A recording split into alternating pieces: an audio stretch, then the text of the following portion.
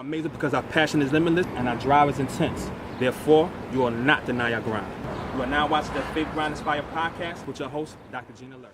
Welcome back to another episode of Faith Grind Inspired podcast. I am your host, Gina Lurk, and today we have a special guest, a good friend of mine from a long time ago. Actually gave me a great opportunity to produce one of the shows that was history, having a Rock and a Murphy on one stage in one night. So this man needs no introduction. He is the founder of Emancipated Talent. He's a manager, producer, all types of things. Rich Murphy, thank you for being on here, man. Oh, thank you. How's it going, man? Thank you. Pleasure. For being Thank you for having me here. And actually, I do need what you say? Introduction, yeah. Nah, man. They don't know who I am for. Everybody knows you, man. Everybody knows you, man. So, thanks for having me. Yo, absolutely. So, this podcast is all about like the mindset of an entrepreneur, right? And you've been an entrepreneur pretty much your entire life, right? Not exactly. Not exactly. But at least for the past 13 years. 13 years. Yeah. Okay. So, all right. So let's break it down. So people who don't know you, where are you from? Originally from Brooklyn, New York. Okay. And then What part? Like the Farragut projects, kind of like next to Fort Greene. Okay. Lived there, moved to Long Island. Okay. Kind of spent my formative years in Long Island. Mm-hmm. Grew up there. Went to high school with Busta Rhymes, leader of the new school. Uniondale, right? Uniondale. Yeah. Left there, went to college, came back. Where'd you go to college? I went to the Art Institute of Fort Lauderdale. Okay. I didn't want to go. Florida. My goal was to be in the entertainment business. Like I knew that I wanted to be in entertainment. When I was young, I was a songwriter, singer, rapper, whatever. I was in a couple of groups, Really? whatever. And You used to sing or rap? Yeah. Well, both. Oh, both. Oh, that's what's up. Both. So I wanted to go to a school that was basically just about that. Like in my head, I was like, nah, what do I need math for? And I'm not doing all of this, and I don't want to do all of that, and take English and whatever. Little did I know, you got to still take all that. So went there, came back here, wound up getting a shot at the agent trainee program at ICM, International Creative Management. Yeah. One of the top tier talent agencies Absolutely. in the world. And started in mailroom. I was in the mailroom for about 6 months. Being in the agent trainee program is a little different than just being in the mailroom, because what they do is it's about learning the business from the ground up. So in the mailroom, you learn who the agents are in the company, where they are, what they do. You learn the people that they deal with. Like nobody tells you that, but you learn it by going out on what they would call trips.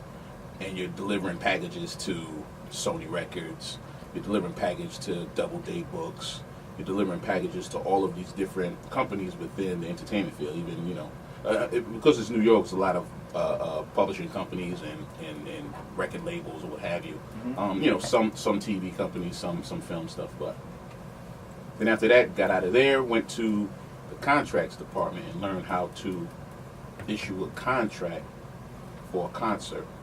Because I wanted to be in the concert business, the music business. Mm-hmm. I was in there for, I don't know, maybe about 8 months. And then left there and became a floater.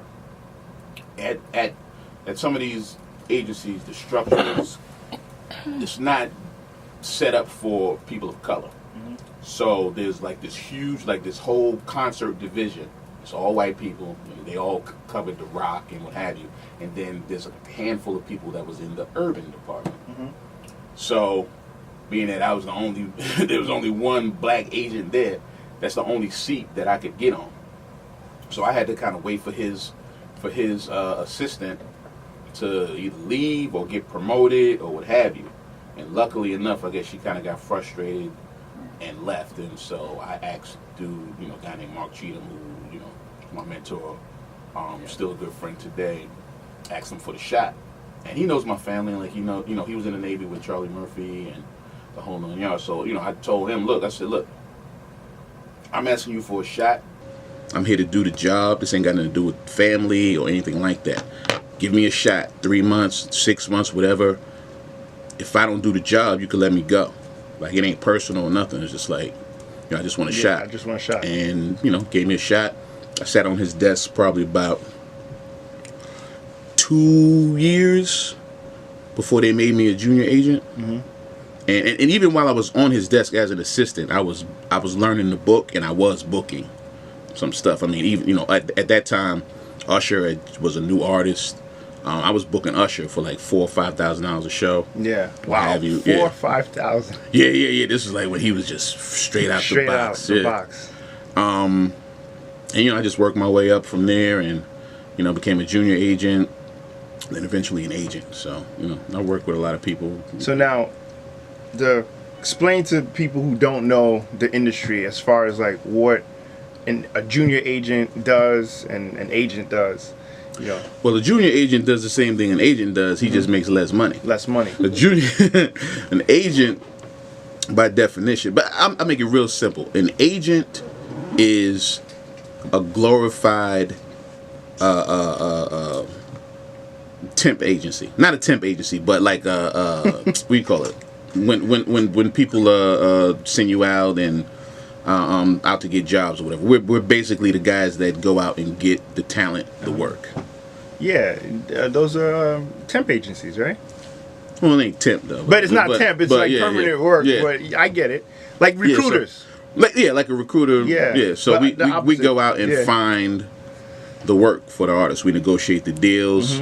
And that's based on your relationships. Especially when you're breaking a new artist who may not have the radio spins or the attention, but they have the label behind them, and you got a good relationship with a promoter. You can start to build an artist's career. So when you got that first shot, did you you said you booked Usher a couple of times, and did you have relationships? Did you? As I start, well, what happens is when you're sitting on somebody's desk answering the phone, you get to know these people. They're calling in, and what happens is it's trickle down, because when there's a lot of people that are going to call that the main agent, he's making other deals or whatever. He don't have time to talk to every single person coming in. So then, you start to get the overflow, and you start talking to people, and then you start talking to some of the main people, what have you, and then you have that relationship, and then when you get your artist, then you're calling those guys or what have you. But a lot of what they would do at the agency is they would break the agents into territories. So you have somebody that would handle the Northeast and the Northwest and the Southeast and the West Coast. So in that respect, you would stick to your region and just book in that region. I didn't have to do that because we were in the urban department, and none of the white boys could book what we book. Yeah. You know what I'm saying? It was a specialty. Yeah. And how many people were in that unit at the time? In the urban department? It was me and Mark Cheatham in New York, and a guy named Phil Casey and Monica Bell in LA. That was it. Wow.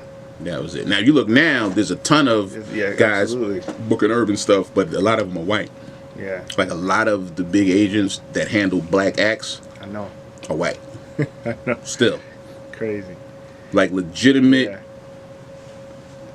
agents at the agencies, still only a handful of people of color. People of color. Man. So okay, so you went from junior agent to agent, and so what made you 13? Well, did you go from that to creating your own business, or what was the transition? It wasn't a conscious decision. What happened was Mark Cheatham and Phil Casey.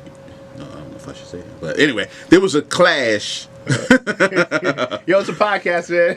There was a clash between the two head guys, in our department, and one of them lost. Got it. And it was really tough because one was still over the other one, but he kind of gave an order down. It was like, you can't work with this person, you can't book nothing for that person, what have you. And I was just like, this is the guy that gave me my shot. I can't not what have you. But then it's like, well, this is the boss though, so I can't diss him. So I rode the fence, and basically anything that I got for dude's talent or whatever, I told him, I said, look, this is what dude is saying, that we can't help you, we can't do anything, what have you. I said, we've been, we known each other too long. My people, I can't do that. But what I'll do is I'll business as usual, and then I'll just let you book it. You get the, I'll do what I do, but then you issue the contracts from your office. And that's how, that's how I maintain my relationship. But then but so when the other dude left, the culture changed a little bit, because now we all fell under the umbrella, this whole wide umbrella of the concert department. Yes. And they did things differently. So now I've got a guy checking my phone logs every day, and it was crazy. Wow. It was. You got the white man checking on me. I'm like, hey man, like, checking your phone logs. Checking my phone logs to see who I'm. Yeah, I mean, we had to change everything up. Now, supposed to make phone now calls. they're giving me a territory, and he was checking to make sure I'm making the calls. I'm just like, what? So just the whole atmosphere got really weird, and it didn't feel like home. And then what happened was my contract came up for for renewal, what have you, and let's just say we decided not to move forward. At that time, what happened was I had been managing Charlie Murphy for about a year. Charlie was a client at ICM, but nobody was paying attention to him. He would call every day looking to see if there was any, not every day, but he would call look to see if there was any, anything in the breakdowns.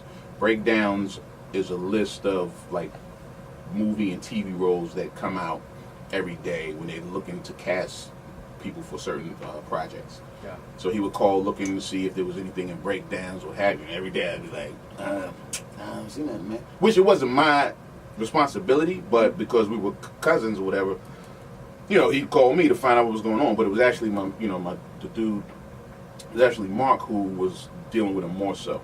But again, just weird, because that's a film and TV thing, and the culture over there is segregated. Not only by color, but even by departments. Like, it was like, all right, well, the film and TV people don't really fuck with the music people, and the music people, it's not that they don't fuck with each other, but everything is based on commission, and people are very sensitive about their commission and what they control. And if they feel like you're stepping in their lane too much, they're ready to fight back and push you away and what have you, when you're supposed to be a team. But everybody's really looking out for self, and so when we actually started or tried to create an urban film and TV department there, got a lot of resistance. Of course. And, yeah, but they weren't doing their job. If they had the talent that was in the film and TV department, but you're not pushing them. Yeah, but this was before Will Smith and like the rappers turned actors now who now it's a given. It's like, oh, let's go get this rapper. This is before Will Smith blew up, before LL Cool J, Latifah, before these guys established that, oh wow, they can do more than just rap or sing or what have you. Yeah. So we were kind of on the cusp of that. Like, we saw that that's what it was. That's what was coming. Because these guys are, they're more than just, they're artists. They're more than just rappers. No matter what they say in their songs, I mean, at the end of the day, you could put words together the way you do. That's art. That is art. So. So then the clash happened. So what happened was, Chappelle show happened. Chappelle show took off. So that was ICM the reason why he was on the Chappelle show? No. Or the reason why he was on Chappelle shows because he just had Eddie Murphy and Dave Chappelle had the same business manager. And Charlie was up there doing something. Mark Lansman also handled a lot of Charlie's business. He's got damn near every comedian in the business, from Rock to Jay Farrow to, I mean, you name it, he's got them, including Eddie, Arsenio. Anyway, they just happened to be up there at the same time, and Dave was just like, "Yo, man, I've got this new show. You should come by." Blah blah blah blah. And that's kind of how it was. And the first season, Charlie went by there and hanging out, whatever, got in a couple sketches or what have you. Next season happens, And I remember getting the call from him. He was like, "Yo, man, you gotta watch Chappelle show tonight. This episode we did with James, right?" So I was like, "Yeah, all right, cool." Because I'm at work. I'm trying to get my money, what have you. And the thing was, whenever Charlie would call you, that's no less than a 60-minute conversation. And for 60 minutes, he's got you cracking up, laughing, whatever he's talking about, karate or whatever he was talking about that day. There's plenty of times I had to tell him, like, I have to get off the phone and do some work. So he calls me, tells me that. I go home. At the time, I was back in Brooklyn in Bed-Stuy. Me and my father had a brownstone together. Mm-hmm. So he was on the top, I was on the bottom. And pause. And so I come in the house and I tell my father, I was like, "Yeah, Charlie's gonna be on Chappelle's show tonight." He said something about some story, Rick James, whatever. And my father was like, "Rick James, that motherfucker.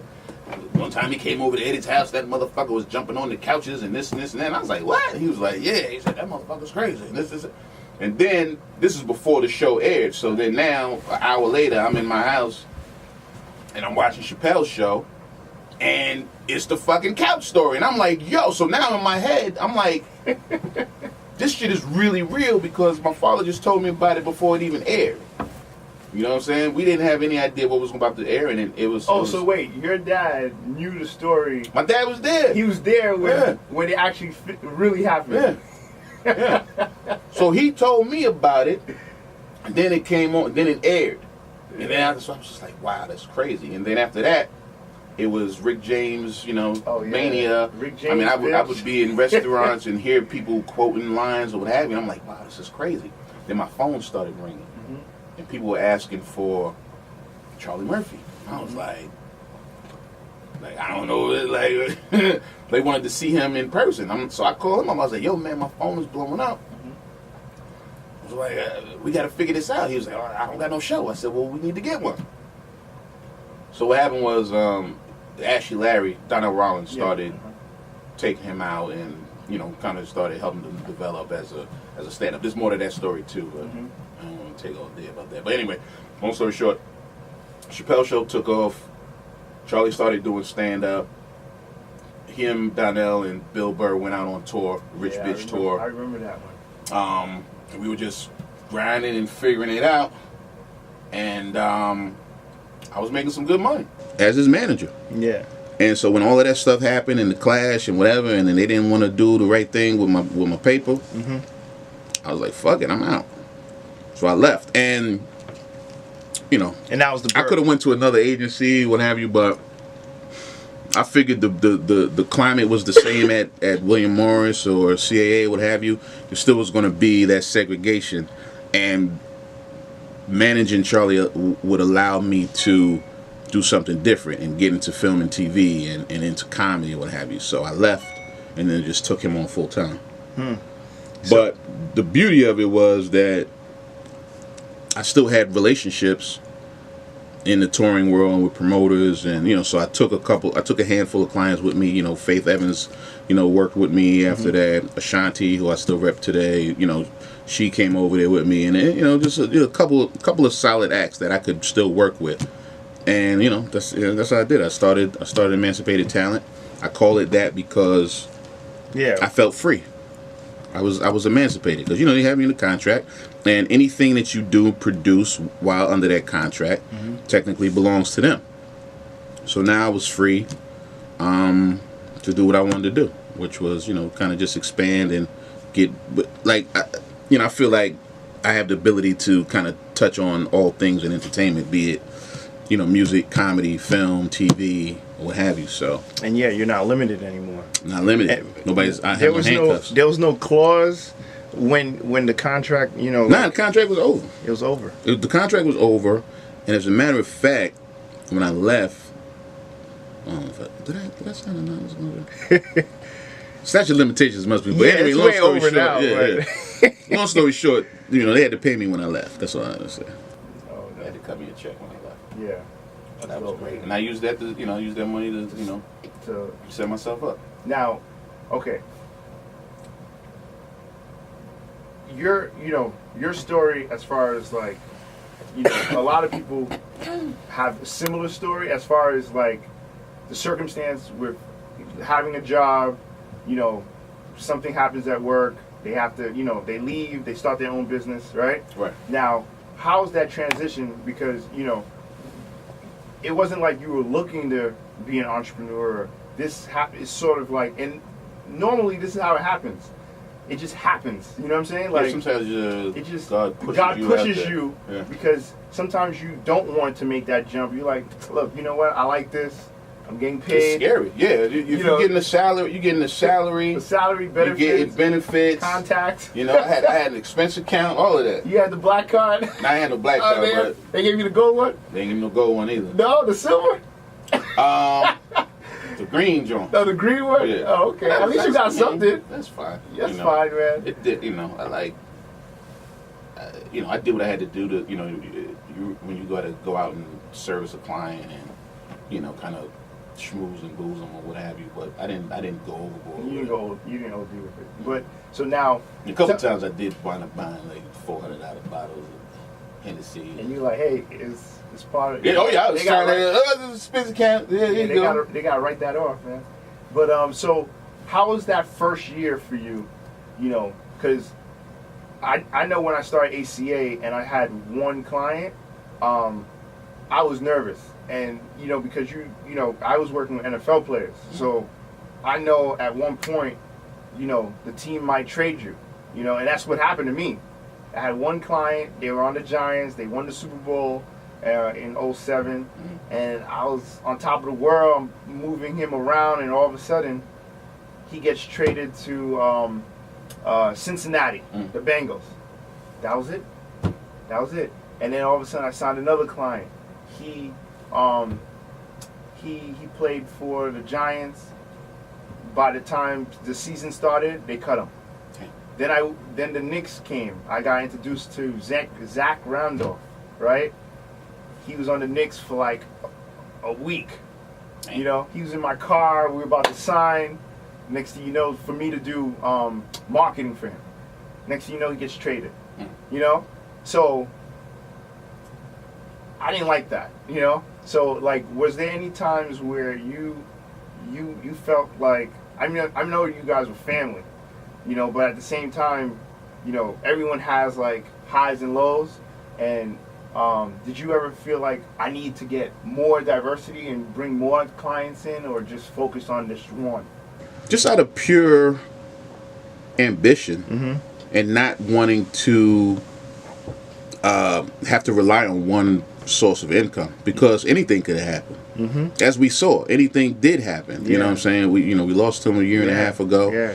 And it's crazy because I had they weren't a family member of mine, really good close friend of his mom, said to me at his house before the funeral, "So what are you going to do now?" And I thought I got a kick out of that, because I was like, in your mind and probably in a bunch of other people's mind, you think that this is all I do. Which, you know, the one thing, and I don't really have anything bad to say about my experience at ICM. It was a great 12 years. I met really great people in. I've got really great relationships that I've maintained for all of that time. But the one thing that, you know, I credit my experience there with, I learned a trade. As long as I'm able to hustle, pick up a phone, and use my mouth, I can make money. Doesn't matter. I don't even have to represent the client. I have relationships. People come to me and say, "Yo, I need your help." So I have an ability. I have a skill that I learned that's never going to fail me. As hard as I want to work is how successful I can or won't be. It's up to me. That's true. And yeah, so, you know, for me, I mean, at the time, he was my main client. It was the person that I put most of my time with. I was with him all the time. We traveled all the time, what have you. He was the main client, but I still did other stuff. It wasn't until Shanti released her last studio album, which was Braveheart, that I had to start splitting my time, because now she's going out on the road and she's touring. So now I got to put more energy into her. So even it still worked. I mean, I was dealing with, you know, I'm on the set shooting, or he's shooting Black Jesus, and, you know, while he's in the trailer, I'm on the phone cutting deals, and, you know, while he's on set, I'm doing whatever, you know. So But for me, I always felt like I can't just have just one client. Now, if I had the client that's making $20 million a year, I mean a movie, then all right, you know. Yeah. I think that's cool, but I think even still, just out of pure, I love being in the entertainment business. And I love being an advisor to these people, for the ones who listen. So that leads me to a good question for you right now. A lot of times, you know, you have a new act, right, that comes in, they see you, they're like, oh, he has all the relationships, he has all these things, can you help me, right? Now, I remember being, you know, we don't do this anymore, but touring, management, you know, production, everybody and their mom wants to come to you, right? Now, how do you separate, like, what do you tell them? I'm honest. You honest? I'm honest. I mean, I get a ton of submissions from people. Yeah. Comedians, singers, rappers. My reality is this. I didn't learn this business developing artists from the ground up. When I got you, you were signed. You had support from the label. You had radio support, all of that. All I had to do was call up my guys and sell you to them. Okay? I'm spoiled that way. I'm not going to, unless it's something really, really special. You have to be super talented. You can't just be somebody who just went in the booth and laid, you know, a cool 16. It's got to be fire. And it's got to be more than just that ability. You got to have the voice. You got to have the image. You got to have something special about you, that it factor, that it quality that is going to make you stand out amongst the sea of other motherfuckers that's out there doing the same thing. You know what I'm saying? Technology has made it so that now all of these people have an outlet. But before that, you know, the internet and YouTube or whatever, you know, some of the stuff that I would get sent to me at ICM, and I mean, the slightest thing from the way it was packaged could determine whether somebody would listen to your shit. You send me a CD, handwritten, whatever, I'm likely not going to listen to it. I'm not interested. You know what I'm saying? Because if you don't have in my head, I'm like, well, if you don't have the wherewithal to present a proper project, I can't imagine that the music's any good. But I'm also the type of guy too where I will give something a shot, because you never know where you might find a diamond in the rough. So I will listen to stuff, but I'm 98% right when I see what it looks like, and then when I hear it, I was like, was there any time in the 12, 13, because it's in this industry, there's always somebody that just slipped through cracks, right? Is there one time? I got a handful of those. Oh, you got, like... Rihanna came through? Well, what happened was there was a mix CD that Def Jam put out, right? And Rihanna was on there. What was her first single? Something Pon the DJ or whatever. Pon the Replay, right? Which I thought it was cool. Like, I got a really good ear for music. Like I know a hit when I hear it, right? And I was like, this is dope. But at the time, I was so busy with Ashanti. She was on fire, like breaking records, 500,000 the first week, all this stuff. So I was like, I didn't have the time to put into a new act like that. I was like, I got the motherfucker right here. You know what I'm saying? I mean, I didn't know she was going to be Rihanna. Look, motherfuckers. Sorry. I didn't know she was going to be Rihanna. Yeah. Who else? Wow. I mean, that's probably one of the most significant ones from back then. Everybody else, I kind of, Alicia Keys, not that she slipped through the cracks, but what happened was I was out-agented. And what I meant by that was when I use the word loosely, found Alicia Keys, it was super early. I was still I was a junior agent, had a little small office in the corner, and I was watching the So Def Christmas special on BET. And there was this girl playing Little Drummer Boy and singing or whatever. And I was like, that bitch is a star, right? So the next day I got to work and I started tracking it down. Tracked down the label, tracked down the manager, whatever. A guy named Jeff Robinson. Called Jeff up. And I was in there early. I got to hear that her first single, Fallen, before it hit radio. It's like, I got one. And I was talking to all the promoters or what have you. And when they don't know, when they don't hear it, when they don't hear it on the radio or see the video, all they can do is take your word. And I'll be like, yo, I'm telling you, this is the one. This is going to be it, right? What happens is, and I wound up booking a couple of dates on her before she really blew. But then when she blew, then I've got the Cara Lewis's, the Robert, what's the dude over that was at CAA? I can't think of it, but like senior agents who've been in the game 20, like 30 years got a whiff of it. Yeah. So now I'm still a little inexperienced on that hustle. So they what they was able to do was bring the bigger guns and bring the TV departments and the this and that. So they were able to kind of swoop her away. But that's how I wound up getting Ashanti, because after that happened, I was like, look, you motherfuckers got to give me some more power and give me some more money, some more credit on my on my expense. On the expense. Yeah. Yep. And that's how I wound up signing her, because then I was able to do what I needed to do, which was spend some money, wine and dine, and do all, travel and do the things I needed to do to get close. Because you have to, it's more than just signing somebody. Like, you have to have a relationship with them. Like, you got to be there in their face, all the time. You like it's you got to get them to trust you. That's how you get them to stay with you. Anybody can sign a contract, right? But if they want to leave, they want to leave. And there's no, you can negotiate out of a contract or what have you. But at the end of the day, if somebody want to leave, they going. Yeah, absolutely. You'll figure out the money after that. Let me ask you a question. What's the difference between an agent and a manager? So an agent finds you to work. Mm-hmm. A manager is like a manager in any business. There's different departments. The artist is the CEO. They're the company, right? Mm-hmm. Or the CEO of their company. Their brand is the company. They're the CEO of their company. The manager manages that company. So artists have a business manager. Guy that does all of their money, does their taxes, make sure they pay their taxes on time, whatever.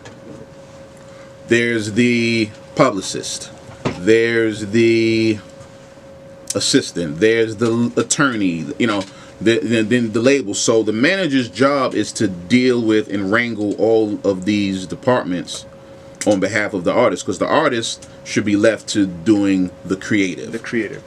Writing, whatever, acting, whatever. They should not be negotiating their own deals. A lot of times, it's the worst thing that they could do. So a manager comes in there and he manages the company. He manages the store. Yeah, he manages the agent. Yeah, he manages the agent, the business manager, everybody. Yeah. I mean, nowadays, most people will deal with their business manager direct because they don't want anybody in their money. I mean, their business, but still, you still have to. There's still paperwork that has to go through the business manager. So you're dealing with all of that, making sure all of the paperwork is right, making sure that the artist is signing, contracts if they need to sign them or what have you. And at the end of the day, presenting these opportunities to them and making sure that they get the right information so that they can make an informed decision. That's what I always try to do. Like, you might not like what I got to tell you, but I'm giving you the information so that you can make a decision, having, knowing what you need to know to say yes or no. Exactly. And then it's my job to, if I think you're making a mistake in that regard, I'll go back at it. I very rarely fight if an artist is uncomfortable, doesn't feel like something is a good look for their career, what have you. I won't argue that. But if I happen to disagree, I think they're wrong, I'll fight for it. At the end of the day, it's their life and they can do whatever. They're the boss. Mm-hmm. But if I feel strongly about something, I'll fight about it. That makes sense. All right. Me and Charlie had a lot of arguments. Yeah, you did. That's interesting. I want to talk about that the show that how I met you, right? 2010. I got a call from APA, Mike Berkowitz. And I just finished earlier that year. Matter of fact, before I get into that, so did Kevin ever come to you? No. No? Oh, okay. When the comedy, I mean, a lot of those guys were already doing what they did, so it was really kind of like the younger comedians coming up looking for. Because Kevin at the time he wasn't really hot, you know. So, but he was at 3 Arts though. Yeah, they he had was at him. 3 Arts. They were grooming him. Yeah, they were grooming him. Yeah. So same thing they did with Lil Rel. Same thing they did with my man, the brother that got Bill fucked up. Hannibal. Yes. So I just produced the show with Kevin Hart. It was Kevin Hart, Tony Rock, and Will Savant at Westbury. And as soon as I finished that one, we sold out.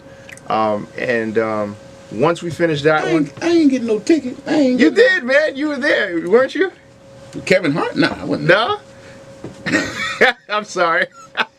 Definitely not. So yeah, man. So once that happened, next thing you know, I was getting, Mike was calling me like, hey, I have Charlie Murphy. I need you.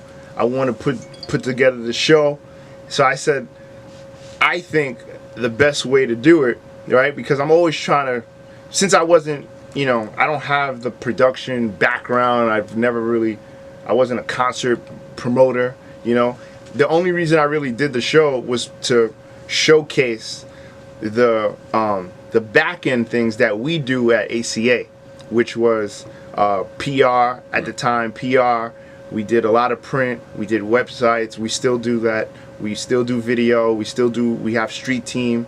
A lot of like marketing things. Right. So I said, okay, if I can't get the promoters to buy into, or the agents and the managers to trust us and let us do it for them, right? I'm going to put the money up. I'm going to put up the show, and I'm going to show them how I do it. Right. And then they're going to hire me. It worked. So anyway, then I started getting calls, and I said, okay, I'm not a producer. So I was telling Mike, no, this was a one-off. It worked. We got Kevin. We started doing PR for him for a little bit until he got taken away, right? Right. So, and a lot of comedians were like, yo, if you could do that for him, do this for me. So we started doing a lot of work, and I said, you know what? But Mike kept calling, and I said, all right, you know what? If I do a show, it has to be a Rock and a Murphy, right? And I was like, because I know this is gonna be legendary, it's gonna be dope, and I know I couldn't get Eddie and Eddie Murphy and Chris Rock to be on one stage. I ain't have that type of money, but I was like, I will put Tony and Charlie together, right? And I thought it was gonna be super easy, right? It was hard. It was hard, man. And I remember in the limo ride, going to the Good Morning America, doing all the press tour. Like, it was difficult, man. But the show turned out really well. And it was a good experience, dealing with, because I've never really dealt with a manager. That was like my first time dealing with you, and it was a cool experience working with you. It was a cool experience working with everybody. But, I was dealing with you and I was dealing with Mike. Yeah. So it was like, all right, I told him this, and then I had to give numbers to both people. So as a producer, it was like, I couldn't really tell, like, who was who. Like, right, you know what I mean? Yeah, because before, we hadn't met, but then I think we didn't meet. Like, just going by via email. Yeah, via email. So I'm like, I just gave this guy the information. Right. Why am I giving the same? Who's this other guy? Yeah. And I was in my office like, I'm trying to work. I'm trying to sell out the show. Right. And I'm getting phone calls from APA. I'm getting phone calls from Rich. I'm getting phone calls from, Yeah. And then on Tony Rock's side, I'm getting calls from his people. But he didn't have an agent. He just had, at the time, publicist. He just had a manager. Oh. That was like part of his team, So that whole experience I learned a lot from it, But I'm so happy that I was able to produce that show, because the world lost a really talented person, a talented comedian, but he was a great person, because like he made me feel comfortable, he was really great to work with. You know what I'm saying? And I still remember, like, at that time, I was dealing with a lot of other things. And he was cool as shit, man. You know what I'm saying? Like, we picked him up from the house.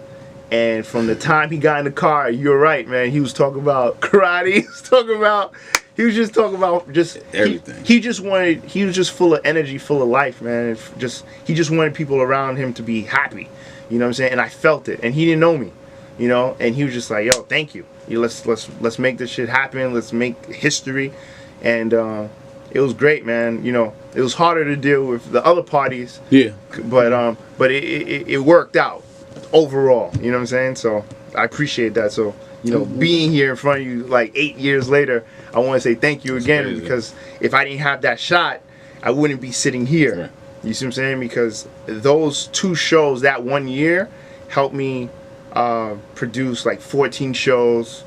We ended up starting a new company. I shut it down, but because the partners wasn't right. But that's important too. Yeah, you know, having the right partners. Do you have any partners? Nah, man, it's tough for me because, you know, I'm a person that it's about vibe for me. Mm-hmm. I'm really laid back. I'm not the in your face, oversell, hit you over the head kind of guy. Try to be really subtle and get straight to the point when I'm dealing with shit. Like I don't want to play games or what have you. And I have people that I work with. I have really good relationships with people, with other agents and managers or what have you, but the whole partner thing has never really come to fruition for me. I've tried to bring people in. I've had family members who said that they could do certain things, and then when I gave them the opportunity, because at the end of the day, when I left, it's like I had a cousin who wanted to be partners, right? But he had no clients, he had no money. But he wanted me to give him 50% of my company. I was like, are you out of your fucking mind? Seriously? I'm holding all the cards. Joking, Why would I get... No, he was dead serious. It's not the first time he said some off-the-wall shit like that. He was dead serious. And I said, you're out of your mind. This is after you started. This is not like... This is the first year, my first year of business. Then he was like, you should give me a salary of 80 grand. To do what? I've got all the cards. All the talent is mine. Yeah, you smart, you read, all of that, but where are you generating the money? I'm the nigga that's generating the money. So I don't know if you can say nigga on your podcast, but you just said, sorry, I'm the N-word. I'm the N-word that can make the money. Yeah. So why am I paying you? Yeah. Generate some money. If you build some equity in the company. So what advice, matter of fact, this is good. So what advice would you give people that want to start a business and thinking about partnerships? Because you got to work with somebody that you trust. Trust, that's the one. Trust is the big thing, man. And money will come between best friends. Money will come between family, what have you. So it's still risky, but you got to work with somebody that you trust. Somebody who is going to hold up their end of the bargain. You don't want to be doing all the work and somebody else is just reaping the benefits and you're doing all the work. It's got to be somebody who that you trust. Somebody that will hold you down, and somebody who fills in your holes and you fill in theirs. You need somebody that could do some shit that you can't do, and vice versa. You know how long it took me to learn that? The problem I had was everyone that was in, all my partners, we all did the same thing. Right. You know, so that's very, very... I hope you guys are listening to this, because that key is to me the most important one. It's almost like a relationship with a woman. You want somebody who compliments you. That's the word I was looking for before. Compliments you. You know, if you're dealing with somebody who does and likes the same thing that you like and does the same thing you do, there is no growth. Absolutely. There's no growth. There's no growth. And it's gonna limit you, and then you're gonna butt heads, and that's where the problem happens. You know, when you have somebody as a partner that does something different, that brings something else to the table. Like my wife and I, we've been married almost 10 years, been together 13. When we started Brooklyn Swirl, like I'm the person that loves to talk and I'm in the customers' faces. My wife is not that. Right. But she's the person that handles the paperwork, the hiring, the firing, all the taxes, all that stuff. Right. You know, because I don't want to deal with that. I just want to make sure we make money. You know, so you have I'm the to same, have. yeah, I'm the same You way. have to have that. You know, so even in business, you can't have two really motivated people that only want to talk to people. Yeah. You know what I'm saying? Like you can't have two salespeople. So if Yeah, you start, you can, but you still yeah, gotta have- but you you still still have, gotta have one of somebody those that- people. yeah. Like they can't both be wanting to sell. You know what I'm saying? Because if me and you are partners and we both are, all we're doing is going out and trying to get business, but no one's taking care of the behind the scenes product or managing something, the operation, Yeah. it's gonna fail. We can bring I think that- we can bring all the business in the world. It depends on, you know, how you set your structure up. Yeah, but what I'm saying is if you don't set it up, Right. and then two people come together, Yeah. If you guys are doing one thing and nobody's taking care of the business part of it, then yeah, you're gonna take a loss. absolutely, Eventually, it's gonna crash and burn. yeah. So how do you Either see that it? or the government is gonna come and take all your money. That's true. Oh, you So- didn't pay your taxes. Yeah. So you talk about you brought up grooming, right? Yes. So how do you think the industry grooms? How do they pick a comedian? How do they? You know, there's thousands of them. Industry or the, Like you said, grooming, right? How do these agencies run by people that don't look like us groom a comedian? How do they pick? Well, I don't think that because, they do grooming. What they do, look, because what's the name said something interesting. I was listening to a interview on Breakfast Club, and what's his name? Oh man, funny Comedian? dude. Yeah, comedian. I know. Who? No. The other day, Mike Epps. So Mike Epps was on there, and he was saying how there's gatekeepers, right? And whoever the gatekeeper they pick and says, okay, let him in, and then all of a sudden he gets in, and it's all about that person, you know. So do you think that's true? It's not that simple, but the reality is, in Hollywood, if they like you, then chances are they'll make you a star. You also have the guys that stand out no matter what. The guys who are train wrecks, but their talent is so what's the word I'm looking for? Just their talent is so huge and great, it's bigger than them, it's beyond. There's no way that they would never become a star. Eddie Murphy was one of those people. There was no way he was not going to become a star. He was born to be that guy. It's true. Chappelle, Rock. There's certain guys that just, they're destined to be what they are. And then there's guys who work really hard to be where they are. Yeah. And Hollywood is about anything, and like anything else, it's about relationships. If you've got great relationships, look, you'll be able to work. Period. You can make a phone call. It's true. If you're not hot, if you call in a favor. You know? Oh, you know what? I forgot to bring up, since we're talking about comedians. Mm-hmm. Another one that slipped through my fingers, Tiffany Haddish. Really? Ooh, I'm so mad about that. I'm so mad. This is when you were at ICM? This is after ICM. This is I'm managing Charlie. Mm-hmm. We're shooting the cookout too, right? Uh-huh. So Shakim and them produced it. Mhm. What the hell is going on today? It's just blowing me up. Now look, if I wasn't here, I wouldn't nobody be coming. I done They got know like you 17 calls in 40 minutes. Anyway, we were shooting the Cookout 2 in Miami. Mhm. Charlie, Freeze Love. I mean, there was a lot of people in the movie. Mike Tyson did a cameo. A man from The Wire who was Omar. What's his name? Michael. Yeah. Something. No, I know who you're talking Yeah. So a lot of people were. We was down there hanging out. And Tiffany was down there. We was cool, hanging out, what have you. She was like, "Oh, you know, I want you to manage me." Da, da, da, da. So when she had sent me her package and everything, whatever. I didn't think, and of course now we all know that there's a debate about that or whatever, but I didn't think that Tiffany was that funny as a stand-up comedian. But I had seen her do some stuff in film, and it was independent stuff, but I had seen her do some stuff in film where I was like, well, she can fucking act. Like, I saw her do something, I was like, she's going to be a really good actress one day. Dramatic actress and comedic actress. So I saw that in her, but I just didn't see the stand-up.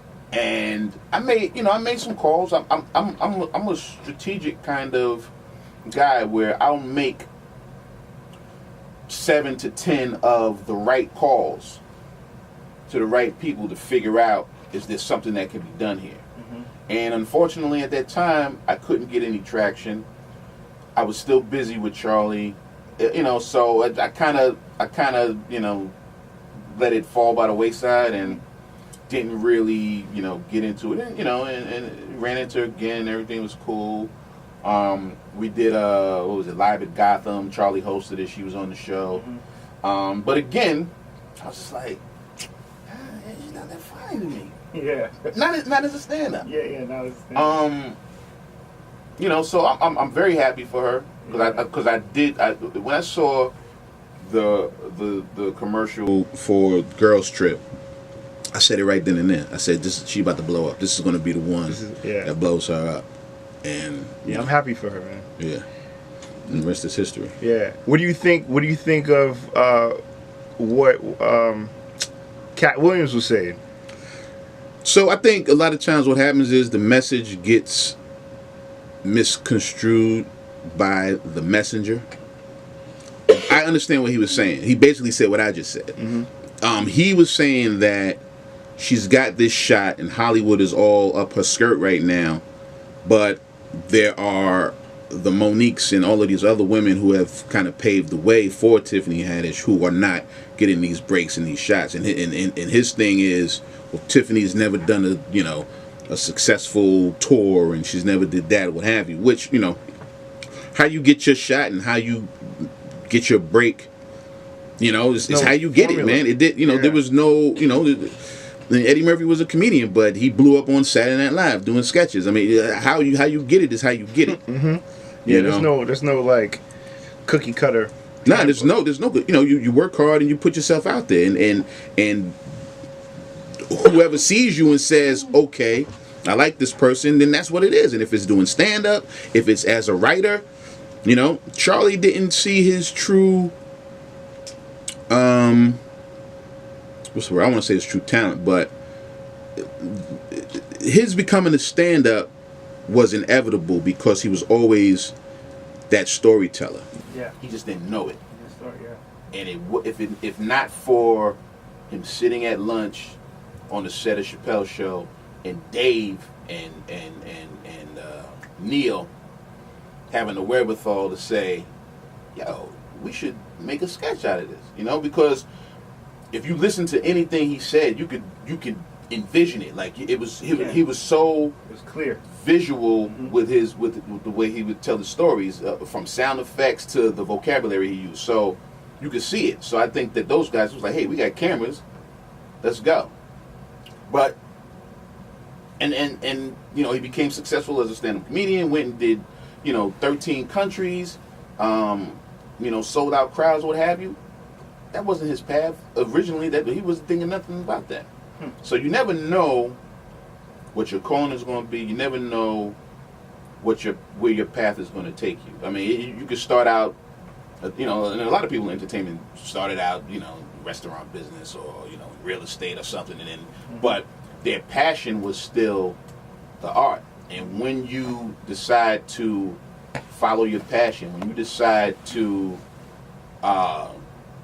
when you recognize your purpose, because we're all here for a reason. We're all here for some reason, and we all have a love and a passion for something. A lot of people don't follow their dreams. A lot of people don't invest in their dreams or in their passions. A lot of people are just happy to just work a 9 to 5 or what have you. But the happiest people are the ones that are doing what they love. If you can do your job and not get paid for it and still love it, then that's what you're here to do. It's fact. I just posted it on Instagram. Yeah. For real? Yeah, I did. It's true. Because it's true. Some days, it's a thankless job, man. Like, but you know what? If you love what you do, for me it was always about having people smile, having people, just helping people. So it didn't matter how I did it. that was just how it worked, you know. So let me ask you a question. So we were texting, and you said something about a blogger. Somebody posted something, and you were just like, "Yo, I gotta talk about it. I need to play." I don't remember what it was in particular. You know,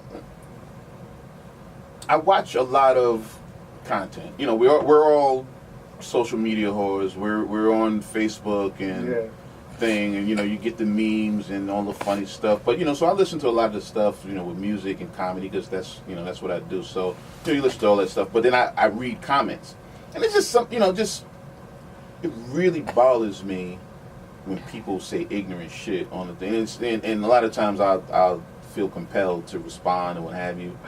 But that's what it was. It was one of these things where, you know, these guys who come out of nowhere, they just, you know, and they started talking about that whole Katt Williams and Kevin Hart thing or whatever. And it was something that they said, and it was their ignorance about the comedy world and the comedy business that irked me, because they didn't do the research and they made a statement, and I was just like, motherfucker, you don't even know what you're talking about. Shut the fuck up. Yeah. And that's what it was. I was just like, maybe I should do my own podcast. I'm tired of these misinformed motherfuckers talking. At least, and even if you don't, like, I know a lot of these guys, they'll vlog or blog about music and hip hop or whatever. And my thing is this: stay in your lane. All right, you the young kid or whatever, you're talking about a Travis Scott or this one, that one. Stay in your lane. But when you start talking about comedy, and comedy is something that you know. When I was on the road with Charlie, that's the first time I realized that most people don't. The average person doesn't normally go to a comedy club. They don't normally go to a comedy show. I used to run into people who was like, "Oh, this is my first show. Oh, I never heard of so and so. You watch a lot of comedy?" "No, I don't watch comedy." Like, how you? Now that's unfathomable for me, because like I've been watching comedy since I was freaking 5 years old. Mm-hmm. So, but there are people out there who like will come to a club and that'll be their first show. That first show, yeah. That's why specials are so important, because that gives an audience, that lets you sample the product. So now when somebody's coming into your city live, like, oh, I saw their special, they were funny, now let me go pay this $59.99 and go see them live. Absolutely. That's what, you know, that's what Monique didn't understand, or her husband didn't understand. And I was really upset during that whole situation too, because she was trying to make it look like, in my opinion, first thing she said was it was racial bias and it was gender bias. And I was like, but everybody you named was a nigga or a female, so how could that be your argument? Yeah. You know what I'm saying? Then they switched it up and what have you. But my whole thing was this: she got the offer that she got because she's not hot. She's not selling tickets. She can sell out a comedy club, absolutely. Can she do a theater? No, not right now. No. Now she probably could have taken that energy and flipped it, and then rebuild her audience and kind of grow, because that's what you got to do sometimes. Sometimes you got to go back to the basics. Perfect example. I'm jumping around, but it all makes sense. Usher Raymond, remember, you know, I like I said, I dealt with him back in the day. My boy, he was the responsible agent for him or whatever. But anyway, long story short, he had, as far as on the urban side, outside of a Michael Jackson, he had probably one of the most perfect career trajectories that I had seen, because what he did was he came out and he sold 400,000, 500,000 records on his first album. Then the next album he did 1 million, 2 million. Then the next one he did 3 million. Then the next one, boom, 10 million. So his thing was a steady increase or incline. Some artists will come out and they'll sell 5 million here. Now you got nowhere to go. Yeah. On your sophomore, on your next album, right? Sophomore? No. What's the one after? The sophomore. No. What's your first album? Your debut. Yeah. Sophomore, second. Oh, then what's your first one? It's not debut. It's in school. What is it? What are you? Freshman. Oh, yeah. So some people will come out and blow up immediately, and then they have really nowhere to go. So with Usher, he did that. So now I forgot what my point was. You were talking about. You were talking about how. Oh, yeah. So he dropped Confessions, huge record, diamond album, what have you. Got married. Dropped that next album. Album flopped. Lost a ton of his fan base because now you ain't Sexy Usher no more. You was married, dude. But what he did was, instead of forcing a situation and trying to go out and do arenas like he normally would, he scaled it back and did theaters. And went out and did a nice small run, tight, sold that out. Then he got divorced. Put out the new album. That was hot. Went back out, went back into the arenas. But sometimes you got to move forward a step or two, and then sometimes you got to step back a step or two, reassess, and kind of rebuild. And once you let your ego get into it, and you start thinking, well, I'm invincible, and that this train is going to ride forever, that's when you start falling apart. And I think that's what happened with her. She needed to just kind of sit back and look at. That's what I say to people too. It's like, look at why they're offering what they're offering. People want to take it all personal, like, oh, it's racial, it's this, it's this. No. At the end of the day, as an artist, as talent, you have a value. It's a business. And they overvalue, in most cases, they will overvalue themselves because they're used to getting all the special treatment and the this and the that. So they lose, what my father always said was perspective. They lose perspective. And when that happens, your career can fall apart. Yeah. Man. We need a part 2, brother. I know. So, check this out. Thank you so much, Rich, for coming out today. No, thanks for having me. And you shared so much. What are you doing now? Like, anything new that you're working on that you want to share with the people? Like, tell the people how they can find you? I'm on everything: Facebook, Twitter, IG, at Emancipated Talent. Okay. Oh, sorry, at Emancipated TLNT. Because they wouldn't let me get on. It's a lot. Emancipated is very long. Yeah. And Facebook is Emancipated Talent Management and Consulting. All right, cool. I'm working on, what's his name? Jamie. He's hosting the LOL Comedy Honors. I'm working with Marsha Taylor and Hidden Agenda to try to bring that to television. Oh, that's cool, man. Yeah. So we've been having some conversations. They got some really cool honorees: Chris Rock, Coco Brown. Yeah, where's my invite? Where's my ticket? Oh yeah, we gotta hook you up. Yeah. Right now, I'm just trying to handle the business and get. Okay. We're looking for some sponsorship dollars too. All right. So. Well, I think you're in the right place, man. Yeah. But so all right, cool. Thank you guys for tuning in to another great episode of Faith Grind Inspire. You can find us every Wednesday on OG Podcast Network, iTunes, Google Play. Shout out to our producer Tim, Jamie, Taylor, and Brianna. So find us, faithgrindinspire.com. God bless. Peace.